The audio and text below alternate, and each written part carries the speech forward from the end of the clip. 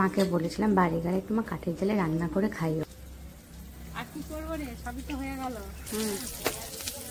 তাই কাঠের জালে পটল ভাজা, বেগুন ভাজা আগে থেকে ভাত রান্না করে রাখা ছিল, আর ওইদিকে গ্যাসে ডাল রান্না হচ্ছিল। বাড়িতে দেশি মুরগি আনা হচ্ছিল দুখানা। তো বাবা আর কাকা দুজনে গল্প করছে, গরম জল করে আস্তে আস্তে করে ছাড়াচ্ছে। দেশি মুরগি গায়ে প্রচণ্ড লোম থাকে, সেগুলো আস্তে আস্তে না ছাড়ালে ঠিক পরিষ্কার হয় না, তাই দুই ভাই গল্প করতে করতে ছাড়াচ্ছে। এইদিকে আমার শাশুড়ি মা মাংসের জন্য পেঁয়াজ কাটছে, আর ওইদিকে আমার পিসি বকবক করছে, আর আমের চাটনি হবে বলে আম কাটছে। অনেকটা বেলা হয়ে গেছে, তাড়াতাড়ি রান্না করতে হবে, সেই জন্য তেল, গরম মশলা দেওয়ার একটা ফোড়নটা ওটা ভিডিও করা হয়নি।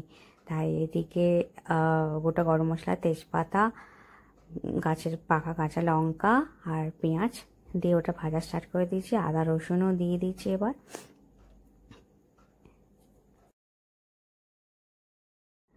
মশলা কষাতে করে তেল বেরিয়ে এসছে, তাই টমেটোও দিয়ে দিয়েছি। এবার মশলাটা কষিয়ে নিয়ে টমেটোটা জাস্ট একটুখানি নরম হয়ে যাবে, তারপরে এবার মাংসটাও দিয়ে দিয়েছি। জিরে গুঁড়ো, ধনে গুঁড়ো, হলুদ গুঁড়ো, গরম মশলা সব দিয়ে একসাথে কষাচ্ছি। এবার দেশি মুরগি তো অনেকটা করতে টাইম লাগবে, মিনিমাম 3-3.5 ঘন্টা টাইম লাগবে।